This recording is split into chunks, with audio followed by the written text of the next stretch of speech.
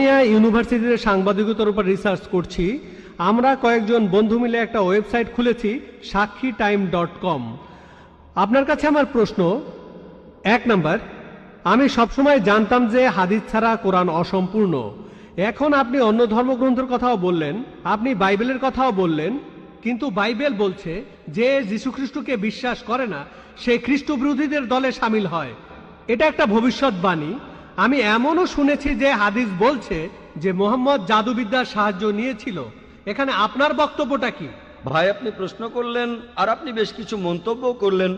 আপনি বললেন যে আপনি জানেন যে হাদিস ছাড়া পবিত্র কোরআন অসম্পূর্ণ।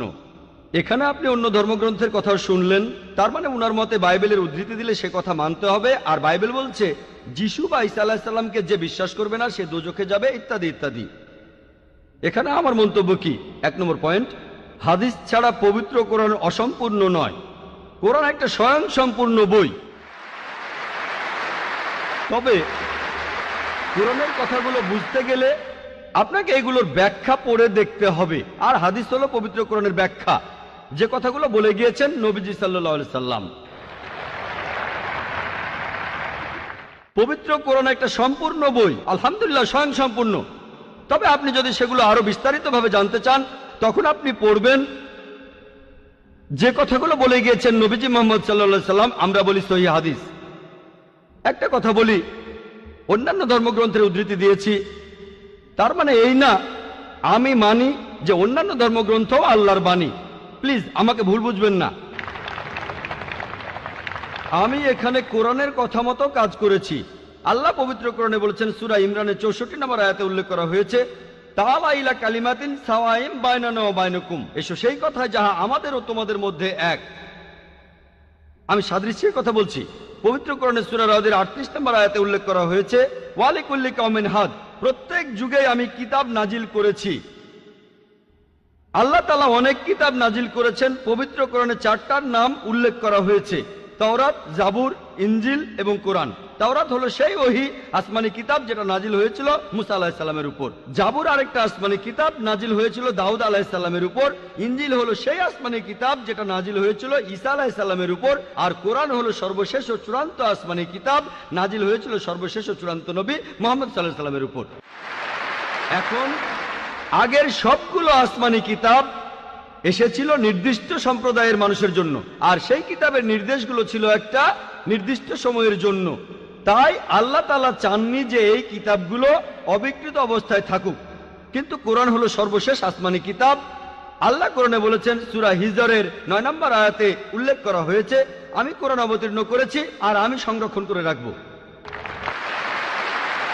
কোরআন হলো একমাত্র ধর্মীয় গ্রন্থ পুরো পৃথিবীর মধ্যে যেটা এখনো অবিকৃত অবস্থায় আছে। শুধু আমি বলছি না, ধর্মের উপরে বিভিন্ন বিশেষজ্ঞরা বলছেন। তাদের একজন উইলিয়াম মুর, তিনি ইসলামের বিরুদ্ধে তীব্র সমালোচনা করতেন। তিনি খ্রিস্টান ছিলেন। 200 বছর আগে তিনি বলেছিলেন, আর কোনো ধর্মীয় গ্রন্থ নেই, আর কোনো ধর্মীয় গ্রন্থ নেই যেটা এখনো অবিকৃত অবস্থায় আছে 1200 বছরের বেশি সময় ধরে। এখন বললো 1400 বছরেরও বেশি। এই কোরআনের মতো তিনি খ্রিস্টান ছিলেন, ইসলাম ধর্মের তীব্র সমালোচক ছিলেন। তিনি সত্যি কথাটা স্বীকার করেছেন, কোরআন অবিকৃত অবস্থায় আছে। কিন্তু অন্যান্য সব ধর্মগ্রন্থ সেগুলোর কথা বদলে গেছে, এমনকি বাইবেলও। আমি বাইবেলকে আল্লাহ তাআলার বাণী বলে মানি না। আমরা মুসলিমরা বিশ্বাস করি সেই ওহীতে যেটা দেওয়া হয়েছিল ঈসা আলাইহিস সালামকে, ইনজিল। কিন্তু এখন আমরা যে বাইবেলটা দেখি, এই বইটা একটা মিশ্রণ। এখানে আল্লাহর বাণী থাকতে পারে, কোরআনের সাথে মিললে আমি আপত্তি না করে মেনে নেব এটা আল্লাহর বাণী। এছাড়াও নবীদের বলা কথা আছে, এখানে ঐতিহাসিকদের বলা কথাও আছে। দুঃখের সাথে জানাচ্ছি, বাইবেলে পর্নোগ্রাফিও আছে। আমি উদ্ধৃতি দিতে পারবো না, আমি পারবো না। বাইবেলে আছে অনেক পরস্পর বিরোধী কথা, বৈজ্ঞানিক ভুল, গাণিতিক ভুল, সেগুলোর কথা এখানে বলছি না। আমি বিতর্ক করেছিলাম ডক্টর উইলিয়াম ক্যাম্বেলের সাথে। তিনি ইসলামের বিরুদ্ধে একটা বই লিখেছিলেন, Quran and Bible in the light of history and science. বলেছিলেন কোরআনে 30টা বৈজ্ঞানিক ভুল আছে। আমি আমেরিকায় গিয়েছিলাম।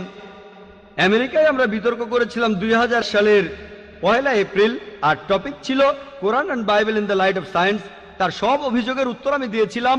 তারপর আমি যখন বাইবেলের 38টা ভুলের কথা বললাম, তিনি সেগুলোর উত্তর দিতে পারেননি।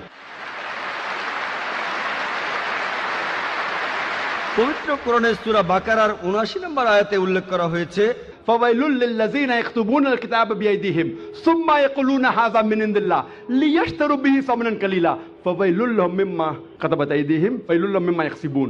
দুর্ভোগ তাদের যারা নিজ হাতে কিতাব রচনা করে আর বলে এটা আল্লাহর ওহী। সমূল্য পাওয়ার জন্য তারা এই কথা বলে, যা লিখেছে সেজন্য শাস্তি তাদের, যা উপার্জন করেছে সেজন্য শাস্তি তাদের। তাই বর্তমানের বাইবেল, হয়তো জানেন এই বাইবেল শব্দটা এটা বাইবেলের মধ্যে কোথাও নেই।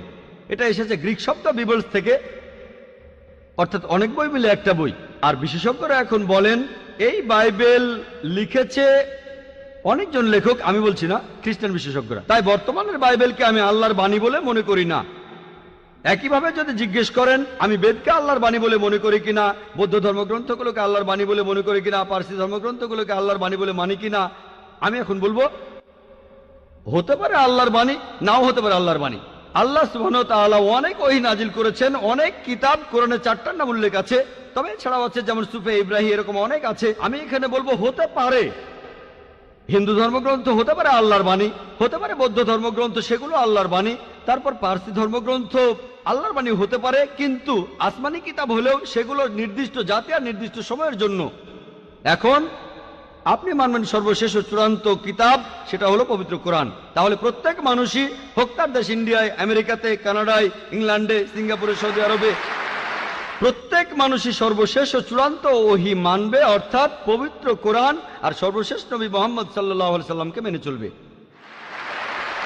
আমি বলছি না যে হিন্দু ধর্মগ্রন্থগুলো আল্লাহর বাণী, আর আল্লাহর বাণী হলেও সেটা নির্দিষ্ট সময়ে নির্দিষ্ট জাতির জন্য ছিল। হিন্দু বিশেষজ্ঞরাও বলেন তাদের ধর্মগ্রন্থ পরিবর্তন হয়েছে, বৌদ্ধ বিশেষজ্ঞরাও বলেন তাদের ধর্মগ্রন্থ পরিবর্তন করা হয়েছে। প্রত্যেক ধর্মের বিশেষজ্ঞরাই, শুধু ইসলাম বাদে সবাই বলে যে তাদের ধর্মগ্রন্থে পরবর্তীতে কথা বদলানো হয়েছে, পরিবর্তন করা হয়েছে। তবে আমি যদি এখানে তর্কের খাতিরে মেনেও নেই এটা আল্লাহ তাআলার বাণী, যদি এমনটা হয় আর সেই ধর্মের অনুসারীরা তারা মানে এটা আল্লাহ তাআলার বাণী, তাহলে সেই ধর্মগ্রন্থ তাদের অক্ষরে অক্ষরে মানা উচিত। বৌদ্ধরা যদি মানে তাদের ধর্মগ্রন্থ আল্লাহ তাআলার বাণী, হিন্দুরা যদি মানে তাদের ধর্মগ্রন্থ আল্লাহ তাআলার বাণী, খ্রিস্টানরা যদি মানে তাদের ধর্মগ্রন্থ আল্লাহ তাআলার বাণী, তাহলে আপনাদের ধর্মগ্রন্থেই বলা হয়েছে আপনাদের মেনে চলতে হবে সর্বশেষ নবীর কথা, মুহাম্মদ সাল্লাল্লাহু আলাইহি সাল্লামের কথা। আপনি তো মনে করেন এটা আল্লাহ তাআলার বাণী, আমি মনে করি হতেও পারে আবার নাও হতে পারে। আপনি মনে করেন সেটাই আল্লাহ তাআলার বাণী, তাহলে আপনি সেটার কথা মেনে চলেন। সর্বশেষ আর চূড়ান্ত নবীকেও আপনি বিশ্বাস করেন। আমি আগেও বলেছি, পবিত্র বাইবেলে গসপেল অফ জন 16 নম্বর অধ্যায়ের 12 থেকে 14 অনুচ্ছেদে আছে, ঈসা আলাইহিস সালাম বলছেন, আমি তোমাদের অনেক কথা বলতে চাই, কিন্তু তোমরা সেটা এখন বুঝতে পারবে না, কারণ যখন সত্যের আত্মা তোমাদের সামনে আসবে সে তোমাদের সত্যের পথে নিয়ে যাবে। সে তার নিজের কথা বলবে না, যা শুনবে সে কথাগুলোই বলবে। সে তোমাদের ভবিষ্যতের কথা বলবে, আমাকে মহিমান্বিত করবে। এ মানুষটা কে? মুহাম্মদ সাল্লাল্লাহু আলাইহি সাল্লাম। মুহাম্মদ সাল্লাল্লাহু আলাইহি সাল্লাম বাদে আর কোন নবী ঈসা আলাইহিস সালামকে কি মহিমান্বিত করেছেন? ঠিকই বলেছেন আপনি, যে ঈসা আলাইহিস সালামকে অস্বীকার করবে সে নরকে যাবে। আপনিই বললেন এই কথা, আমি আপনার সঙ্গে একমত। সেই মুসলিম আসলে মুসলিম না যে ঈসা আলাইহিস সালামকে বিশ্বাস করে না। আমরা এখানে বলি আলাইহিস সালাম, আপনি শুধু বললেন যিশু। আমি পারি না, আমাকে বলতেই হবে আলাইহিস সালাম যদি ইসলামের প্রতিনিধিত্ব করি। যদি আমি এই আলাইহিস সালাম শব্দটা না বলি আমাকে বের করে দেওয়া হবে। অনভিজ্ঞ লোক এটা করতে পারে, আমাকে বলতেই হবে আলাইহিস সালাম। তাহলে সেই মুসলিম আসলে মুসলিম না যে ঈসা আলাইহিস সালামকে বিশ্বাস করে না। আমরা মানি যে ঈসা আলাইহিস সালাম হচ্ছেন আল্লাহ সুবহানাহু ওয়া তাআলার প্রেরিত রাসূল। বিশ্বাস করি তিনি অলৌকিকভাবে জন্মেছিলেন কোনো পুরুষের হস্তক্ষেপ ছাড়াই, যেটা অনেক আধুনিক খ্রিস্টানি বিশ্বাস করে না। আমরা মানি যে তিনি আল্লাহর আদেশে মৃত মানুষকে জীবিত করেছিলেন। আমরা মানি যে তিনি আল্লাহর আদেশে জন্মান্ধর কুষ্ঠরোগীদের সুস্থ করেছিলেন। মুসলিম আর খ্রিস্টানরা এখানে এক। তবে আমি জানি আপনি কি বোঝাচ্ছেন। আপনি যখন বললেন যীশু খ্রিস্টকে বিশ্বাস করা, তার মানে কি বুঝিয়েছেন? যে তিনি ঈশ্বর, তাই না? ওনার মাইক্রোফোনটা অন করেন। যিশুকে বিশ্বাস করা বলতে কি বোঝাচ্ছেন? নবী হিসেবে বিশ্বাস করা? যিশুর এই কথাটা বিশ্বাস করি, আমি সত্য আর জীবনের একমাত্র পথ। এ কথার মানে কি? এর মানে যীশু খ্রিস্ট হলেন ঈশ্বর। ভাই এবারে বাইবেলের উদ্ধৃতি দিলেন, জনে আছে এই কথাটা। আমি আপনাকে রেফারেন্সটা বলছি, রেফারেন্সটা আমি বলছি, সমস্যা নেই। রেফারেন্সটা কি? জনের 14 নম্বর অধ্যায়। আপনিই বললেন। অনুচ্ছেদ? আমাকে বাইবেল দেখে বলতে হবে। জনের 14 অধ্যায়ের 16 অনুচ্ছেদ। ঠিক আছে? 16 নম্বর না, 6 নম্বর অনুচ্ছেদ, 16 নম্বর না। সরি মিস্টার নায়েক, আমাকে বাইবেল শেখানো লাগবে না। আমরা আপনার ভুল ব্যাখ্যাগুলো শুনে আমাদের ওয়েবসাইটে সে তার উত্তর দেব। ভালো কথা। ভাই, আপনি উদ্ধৃতি দিচ্ছেন, আপনার ব্যাগে তো বাইবেল আছে, তাই না? ব্যাগ থেকে বাইবেলটা বের করে দেখেন। এটা গসপেল অফ জনের 14 নম্বর অধ্যায় 6 নম্বর অনুচ্ছেদ 16 নম্বর না।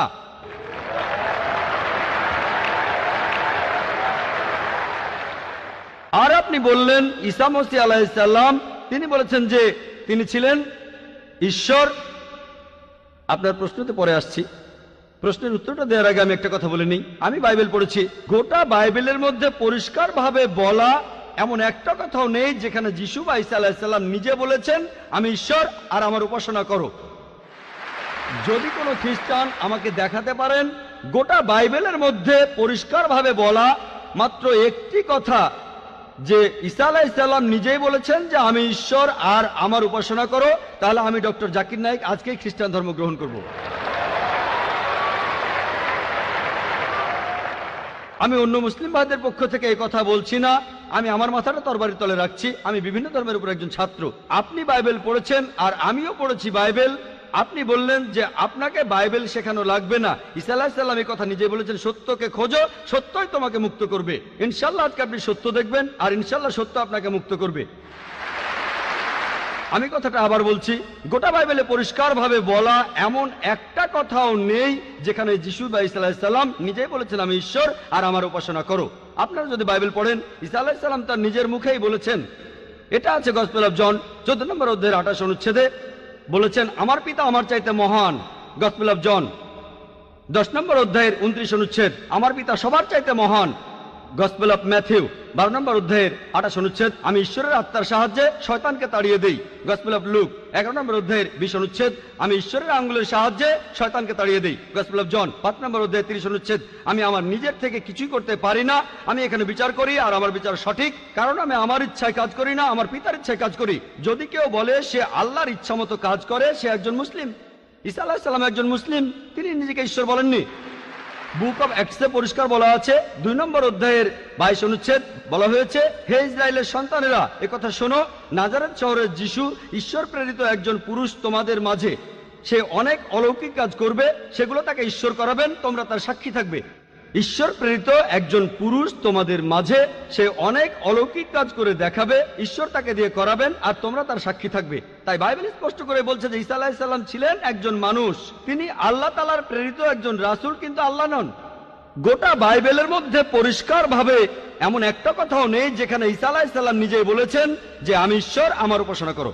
আপনি একটা উদ্ধৃতি দিয়ে সেটা প্রমাণ করতে চাইলেন যে গসপেল অফ জন 14 নম্বর অধ্যায়ের 6 অনুচ্ছেদে বলা হয়েছে যিশু বা ঈসা আলাইহিস সালাম নিজেই বলেছেন আমি সত্য আর জীবনের একমাত্র পথ, আমাকে ছাড়া আমার পিতার কাছে কেউ যেতে পারবে না। এখানে প্রসঙ্গ ছাড়া উদ্ধৃতি দিচ্ছেন। লোকজন পবিত্র কোরআনের আয়াত নিয়ে প্রসঙ্গ ছাড়া উদ্ধৃতি দেয় দুর্নাম করতে। একইভাবে খ্রিস্টান মিশনারিরা বাইবেলের প্রসঙ্গ ছাড়া উদ্ধৃতি দেয়। আপনাকে একটা সত্য কথা বলি, আপনার বাইবেলটা খোলেন, যদি সন্দেহ থাকে বাইবেলটা খোলেন, প্রসঙ্গ জানতে 1 নম্বর অনুচ্ছেদটা পড়েন। গসপেল অফ জন 14 নম্বর অধ্যায়ের 1 অনুচ্ছেদ বলছে যে তোমরা ভয় পাচ্ছ কেন? যিশু বা ঈসা আলাইহিস সালাম বলছেন যদি তোমরা ঈশ্বরকে বিশ্বাস করো তাহলে আমাকে বিশ্বাস করো। আমার পিতার রাজ্যে অনেক প্রাসাদ আছে, আমি সেখানে গিয়ে তোমাদের জন্য জায়গা তৈরি করব। আমি যখন যাব আমি তখন বলবো। শিষ্যরা বলল আপনি কোথায় যাবেন? তোমরা জানো না আমি কোথায় যাব? তারা বলল না। তখন শিষ্যরা বলল যে আমাদের পথ দেখান, আপনি যেখানে যাবেন। তখন যিশু বা ঈসা আলাইহিস সালাম বললেন আমি সত্য আর জীবনের একমাত্র পথ। শিষ্যরা তখন বলল ঈসা আলাইহিস সালামকে যে আমাদের সেই পথ দেখান। ঈসা আলাইহিস সালাম তখন বললেন আমি সত্য আর জীবনের একমাত্র পথ, আমাকে ছাড়া আমার পিতার কাছে কেউ যেতে পারবে না। আমরা মানি যে নবীগণ যখন এসেছিলেন প্রত্যেক নবী ছিলেন সত্য আর জীবনের দেখানো পথ, সেই নবীদের ছাড়া কোনো মানুষই আল্লাহর কাছে যেতে পারতো না। আর যীশু খ্রিস্টের সময়ে আমি বাইবেলের কথা মানছি, যিশু বা ঈসা আলাইহিস সালাম তিনিই ছিলেন সত্য আর জীবনের একমাত্র পথ। যীশু খ্রিস্টের শিক্ষা ছাড়া কোনো মানুষই তখন আল্লাহর কাছে যেতে পারতো না। মুসা নবীর সময়ে তিনি ছিলেন সত্য আর জীবনের পথ। মুসা আলাইহিস সালামের শিক্ষা ছাড়া কোনো মানুষই আল্লাহর কাছে যেতে পারতো না। এখন দেখেন ঈসা আলাইহিস সালাম নিজেই বলেছেন আমি তোমাদের অনেক কথা বলতে চাই, শিষ্যদের বলছেন, এটা আছে গসপেল অফ জন 16 নম্বর অধ্যায়ের 12 থেকে 14 অনুচ্ছেদে। আমি তোমাদের অনেক কথা বলতে চাই, কিন্তু তোমরা সেগুলো এখন বুঝবে না, কারণ যখন সেই সত্যের আত্মা আসবে সে তোমাদের সত্যের পথে নিয়ে যাবে। সে তার নিজের কথা বলবে না, যা শুনবে সে কথাই বলবে। সে তোমাদের ভবিষ্যতের কথা বলবে, আমাকে মহিমান্বিত করবে। আর এখন দেখবেন, ভালো করেই দেখবেন যে নবীজি মুহাম্মদ সাল্লাল্লাহু আলাইহি সাল্লাম তিনি সত্য আর জীবনের একমাত্র পথ। মুহাম্মদ সাল্লাল্লাহু আলাইহি সাল্লাম যা শিখিয়েছেন সেগুলো ছাড়া কেউ আল্লাহর কাছে যেতে পারবে না। আর মুহাম্মদ সাল্লাল্লাহু আলাইহি সাল্লাম ছিলেন সর্বশেষ আর চূড়ান্ত নবী। এখনকার দিনে দেখবেন, হোক সেই লোক বাস করছে আমেরিকায়, কানাডায়, ইংল্যান্ডে, ইন্ডিয়ায়, সৌদি আরবে, পৃথিবীর যেখানেই থাকুক, এখনকার দিনে সবার জন্য মুহাম্মদ সাল্লাল্লাহু আলাইহি সাল্লাম তিনি হলেন পথ, সত্য আর জীবনের। মুহাম্মদ সাল্লাল্লাহু আলাইহি সাল্লাম যা শিখিয়েছেন সেগুলো ছাড়া কেউ আল্লাহর কাছে যেতে পারবে না। আর প্রায় সব ধর্মগ্রন্থ এরকম কথা বলছে, এমনকি বাইবেলও। আশা করি আপনি সত্যটা জানতে পেরেছেন, আর ইনশাআল্লাহ আপনি সত্যের কাছে এসেছেন। সত্য আপনাকে মুক্ত করবে।